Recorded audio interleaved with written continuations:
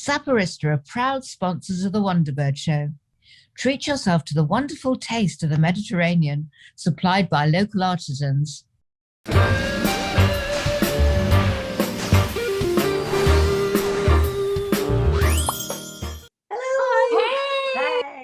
How is everyone? Yeah. Oh, Vicky, it's so great to see you again.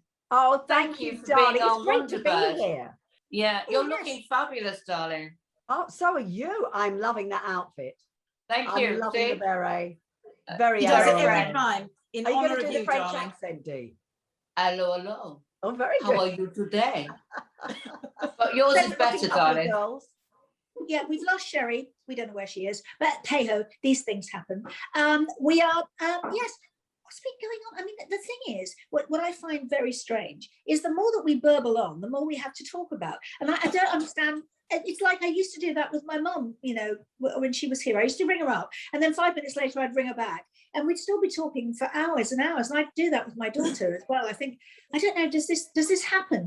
And I do that with you, Dee. I ring you up, and then 5 minutes later, I ring you back. Hours. Hours and hours. I think that's. I think it's the meds, darling. I think it's the meds, if I may say. But Yeah, I think it's matron. wonderful that women talk to each other. And I think that's important, you know, and you can get a lot of out of your system when you're talking to each other. Whereas men find it more difficult to just chat in general. Yes, you're But I right, notice that Vicky. even with my grandchildren, even at this age, you know, the boys are very much more, you know, focused. Even as little boys, they're not as chatty as little girls. Now, I wonder why that is. I wonder why just naturally women are more talkative. Or bossy. Good point. They are. I mean, if you ask any man, and you say, and someone says, can you come out, you know, in a few days' time? I better ask the boss. They always say, I like ask the that. boss. I mean, everyone asks the boss, because I think it's because the women multitask, do everything, organize everything, usually. Not totally, but they do a lot. You know, they're running a house, they're doing, you know, kids, whatever. So I think that's where that comes in. You know, it's like, and passing the buck. So we do everything anyway. Yeah, we are better at multitasking, aren't we? I mean, just generally, I wonder why that is. But, you know, if you ask a guy to do something, he can only do one thing at a time. Oh, my husband, I said, can you put out the bins? And then could you just go and get the so-and-so? He goes, don't overload me. So true. 2 things. And I'm doing 20. Why is it when you say to a man, when you are, you know, because we're Harriet, me and Dee are not in a relationship at the moment, but when you are in a relationship, you say to the guy that you're with, you know, could you change the light bulb? Can you just do nothing? And why don't they see it? Why can you live in a house where all the light bulbs have gone out and they don't even notice? No. What is that? What? I know. But it's what I mean, that's why I haven't been in a relationship for many moons, because actually I can get it done faster, quicker, anything better myself. I don't need somebody else to do it for me. Thank you. If you ask, so it's easier. If I ask him to do something, I said, could you just, say change that light bulb? I would guarantee you, he goes, in a minute. In a minute is not a good thing. In a minute is a year later. Yeah, that's right. In a minute. And so I have to go, now. He goes, yeah, in a minute. I go, no.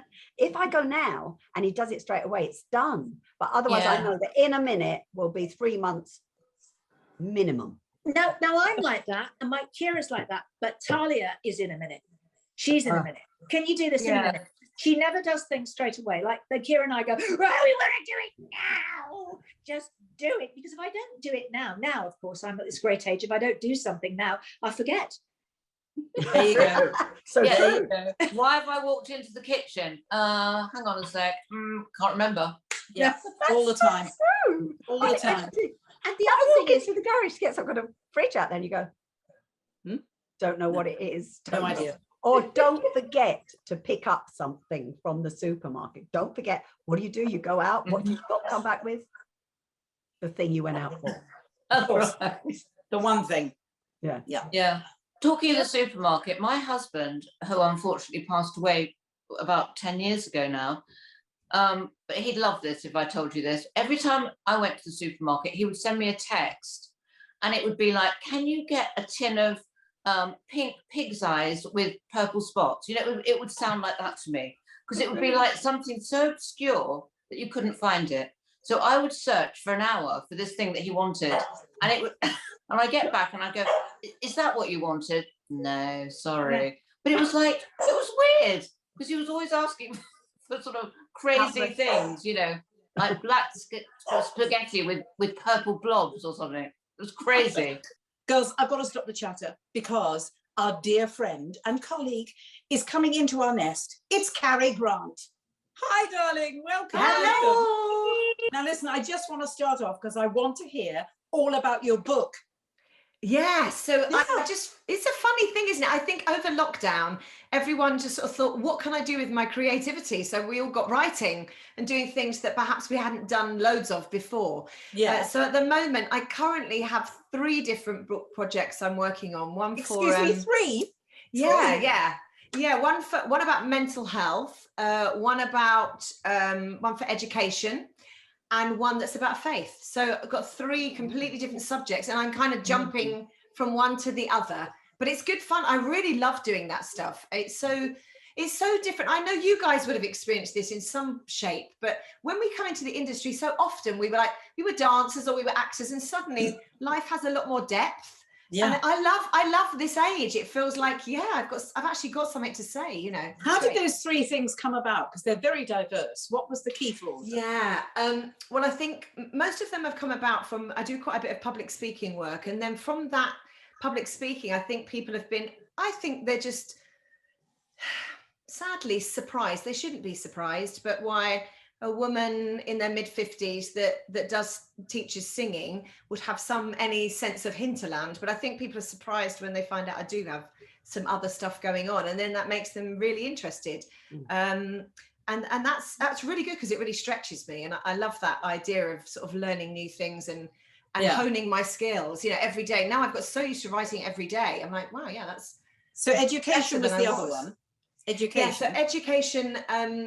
I'm writing a piece about what sort of, you know, a lot of academic books are written and they're really, really hard to read. And I think one of my jobs in life is probably to be a bridge person.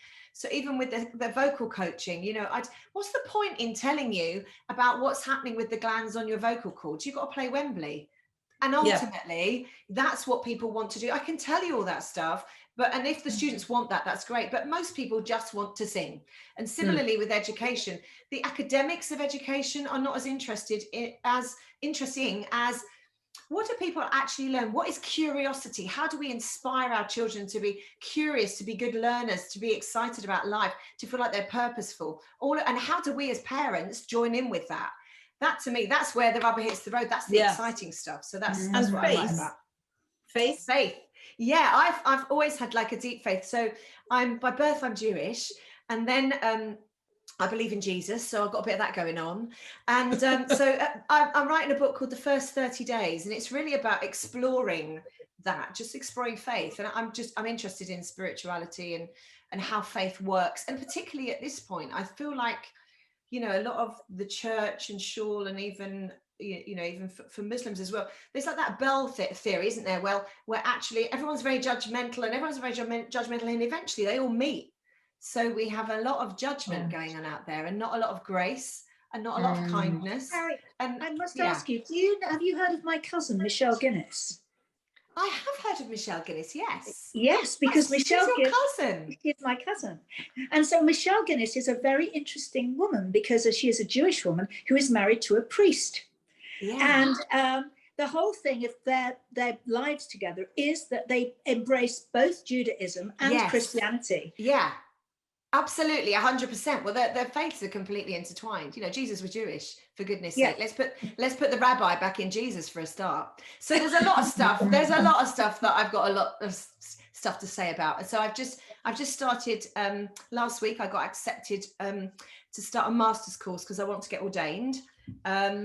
So yeah, it's all exciting stuff, and it's a bit weird because everyone just sees me as someone that goes la la la la la la la. But we know you're someone that doesn't just go la la la la la la la. Very good, Debbie. That was like spot on there. Thank you. Excellent. Showing you, pulling those skills out. David's been teaching my daughter to sing. Well, I mean, your daughter is amazing. I'm like, I listen in at the door, like, yeah, she's good. She is and amazing. actually, I think she's had like 4 lessons now. Just the difference in those 4.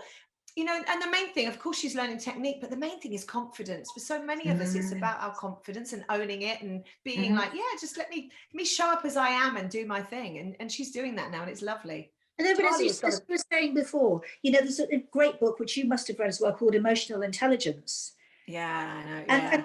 And with emotional intelligence, it was saying that some of the brightest and most intelligent children are the ones that are not conventional at all. And I think what we try to do is put, a square peg into a round hole. We try and categorize our children with the way we educate them in our system. And I think it's so wrong. I think that education should be changed completely, don't you? Oh my gosh, don't even get me on this subject. I mean, I'm like, hashtag systemic change is on every single thing I do on social media. It's like, yes, health, education, social care need to be scrapped, and we need to rethink how that might work and just include us. Families are the most amazing people. The families that I work with are incredible. Your children, Carrie, you've got 4 beautiful children. Yeah. But they all suffer from autism or dyslexia or different. They are fabulously, they're fabulously autistic, wonderfully ADHD-ish, and they're great. They're different, and exactly as Debbie said, they've had to be squashed into a system that is like this big and this narrow, which doesn't just not fit for my kids. It doesn't fit for a lot of kids now these days. And the more kids are expressing themselves, the less they fit in this very narrow bandwidth, and that's very difficult. Why do we have to give them, titles as such? That's good. Yeah, really good question. Yeah, but a label is only a problem if you've got a problem with a label. I don't have it. My friends they're not suffering with anything. They're great. They're suffering from school, but they're certainly not suffering from autism. I found that also that I've worked with a few autistic people, and I did a video for one where I'd helped this boy that was that I still know now, and I know I'm very close friends with his parents now. But I've always found that most of these children are geniuses in some aspect. So that... Well, I think everyone's got something to offer. I think that the autism community tries to steer away from, oh, you're autistic, you must be a savant. You know, that kind of image is, there are people that are super, super amazing, but by and large, the main body of autistic people probably wouldn't say that. However, I do think that everyone's got something to offer, and that's what I see. That's what my job is as a parent. That's what our job is as parents, is to go digging. I'm an excavator. Every day I'm like, right, what's in there? Come on, bring it out. Sometimes I'm like, give me something to work with here. There's always something they bring, and you're like, I love this about that person, which is why for me, I've had to parent my kids 4 different ways. 4 kids, 4 different parenting styles, because you've got to bring out what's best in that child. That's so true. Do you think that we spend enough time with our children now in general? That's again really good question. I think for me it's never about it is about the time to a certain extent, but I think it's more about being present. I think that we do learn, and particularly with our phones and all that stuff, but we've all learned how to be in a room but not be present. And when you're really engaging your kids, and when you're just enduring them. And so I'm trying always to just go, okay, I know this is hard work, but you just got to be present, and you've got to just sit with that child, find out what's going on in their world today, and by whichever means, whether that's with words or whether that's just sitting alongside them, they've all got something going on, and it's just it's just discovery, isn't it? When I was a little girl, my mum worked, and those days, mums didn't really work, and she was working class meant our mums, all this luxury about women, I hear loads of women dissing other women for working. I'm like, my mum held down 3 jobs. We didn't have a chance not to work. Don't be stupid. Exactly. My mum worked. She was literally, she worked all hours and everything else just to provide while I lived with my grandma. But I adored my mother. My mother taught me so much about life. She taught me about work. She taught me about, what to do with my life, really, because I admired her so much. And she modeled it. And because when she was there, she was there. Now as I do see, I was at a restaurant the other day, and you must see this all the time. They're lovely families together. Everyone is on their phones. Nobody's connecting with each other. It's horrible. But how can children really learn unless you're talking to them? And when they're on the phone all the time, and just the child is next to them on a train or something, trying to get their attention, and there's nothing, how can you be teaching a child if it's more important to be on the phone or to do something else? I think kids are on their phones a lot, and so are we. I'm not entirely, I mean, my kids spend a lot of time on devices. However, in all their tests, they've all got like, their vocabulary is, if they're 11 years old, their vocabulary is at 18. And when they speak in the it's quite funny. They'll say, I'm feeling a bit dysregulated. I'm like, oh my God, my kids sound like me.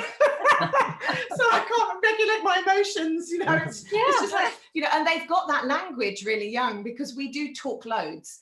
But I think, you know, what we see for me, mine are sometimes on devices in restaurants, because I'm like, I need to just keep them in the restaurant, because mine will just go walkabout. Yeah. So there's a reason. It's hard, is if they're only ever doing that and then you don't talk to them. And I found this, you must have done this as well. Sometimes I interview someone that might be 20 years old and they can barely string a sentence together. True. And that really worries me, because that tells me no one anywhere is engaging that person in language, in feelings, in thoughts, in vocabulary. No one is doing that with them because they can't speak. Yeah. That's worrying. That's Carrie, so it's so fabulous to hear what you're saying, and you're doing so many amazing things. So for the future, is there anything that you'd really like to concentrate on more, or is there anything you're planning to do next when we're, you know, completely out of lockdown?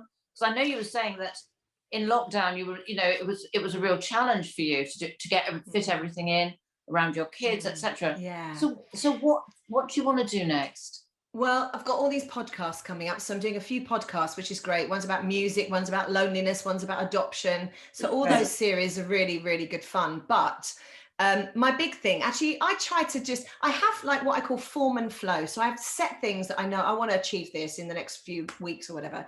But then I just jump with what happens. I put a tweet out on Friday where I said about our Minister for Mental Health had said, CAMS, which is the Children and Adolescent Mental Health Service, is robust and well-resourced. And I just put, what do you think? It was trending. It was like, I put number 2, all of, for 24 hours, 3 million impressions. So then the shadow Minister for Mental Health contacted me and said, do you want to do a campaign? So I jump at those things. I'm like, yes, I do. There's no money in it, but if it changes, it won't change things for my kids. My kids are too old for it to be changed for them, but it might change something for the next generation. And those are the things, when that stuff happens, I'm just like, yes. And it makes a difference. Me excited. Yeah, it's making and even if it's just one person, you've done your job, you know. Yeah, and I think that's all of us are expected. Look at our England team, Marcus Rashford, some of the others, they're all doing something else as well as playing football. And that is, I think, if all of us did that, if we all had one thing that we gave our time to as well, and the arts is brilliant at this. And I have to say, Debbie, the Jewish people are amazing at charity, like absolutely 100% gold, solid gold, you know. And I think it's about having those projects. It's having those things you deeply care about and pouring yourself into them. It's important. Absolutely. I think. But you must be really proud of yourself, Carrie. Wow. I mean, by being able to help, because, you know, when that happens, when you put that tweet out, I mean, that's awe-inspiring, and it gives you a platform, and you can say, you know, what other people are thinking. And I think that makes you feel so good. I mean, you're obviously like an optimistic person. You can see you've got energy and everything. And I think you putting that back is to be admired and applauded. I think, I mean, some people will just go, she's a vocal coach, why is she saying all this? But they're not my people. They can nap off, darling. They can nap right off. You know what? I don't even see that as you, the vocal coach. I mean, that's part of who you are. I see you as possibly one of the most inspiring people I have ever spoken to in my life, honestly. The amount of stuff so sweet.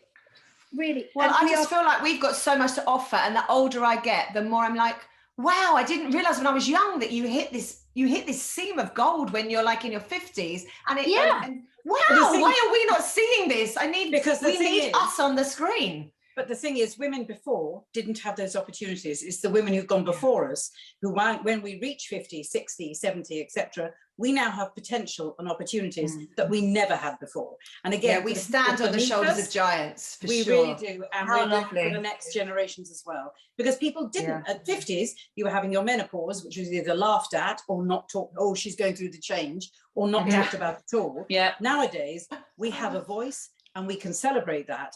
And we're doing it for the people coming up behind as well. And because we've got the menopause, we're proper grumpy and annoyed, and it gives us a great voice to complain. Yes, it does.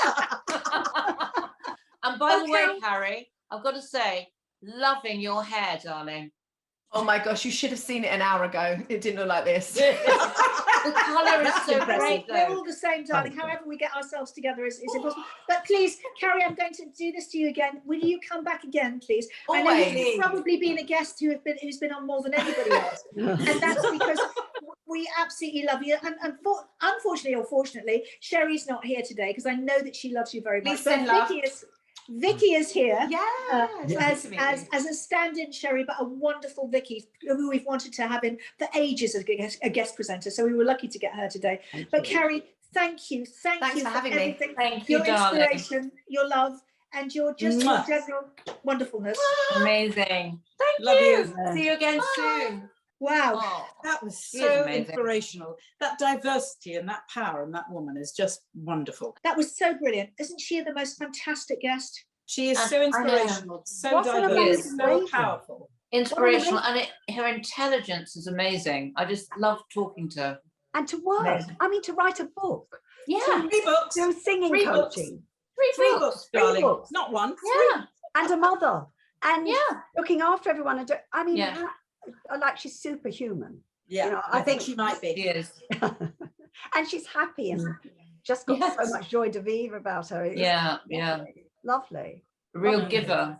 But I think the thing is that what she did say is, and what Harriet was saying is, as we've got older now, as opposed to being more diminished, we're actually getting stronger. We actually realize that we can actually do this, and we have power, and people are now listening to us. So whereas in other societies, the elders were always revered, in our society, the elders were always put down. But hopefully this is going to change things. People are going to start listening to us. What do you think? I think you're God, absolutely yes. right. I think that, and that also the older you get, you just go, no, I'm not going to put up with that. No, don't talk to me like that. Yeah. Whereas when you're younger, you're more impressionable and things hurt you. Whereas you get older, you learn, and it's not. You have your friends and you have people that care about you, but other people that want to make judgment or whatever, who cares? That's their problem. Not I think ours. also it's that realizing your own value and your own worth that doesn't have to be defined by any other person, place, or thing. Doesn't matter where you live, who you're with, or what you're doing. You are enough. And holding on to that, realizing we have that choice is the most important thing. And as Carrie said, it's about confidence, isn't it? It's about confidence and self-belief. Yes, I think so. And knowing what's right, as you get older, you know what's important to you or what's not important. And we've had a very profound show, haven't we, girls? Oh, shall we have jokes then? Vicky, that's brilliant. Vicky, thank you so much for being guest presenter. Will you come back soon? Yes, of course. Hey, we love you. And you're all fabulous. Oh, you're fabulous. We love you. Love you. Thank you very much. Thank you, darling. Thank you for being so warm and welcoming me in. Thank you. Oh, we love you. Pleasure. See you soon, everyone. In fact, Bye, darlings.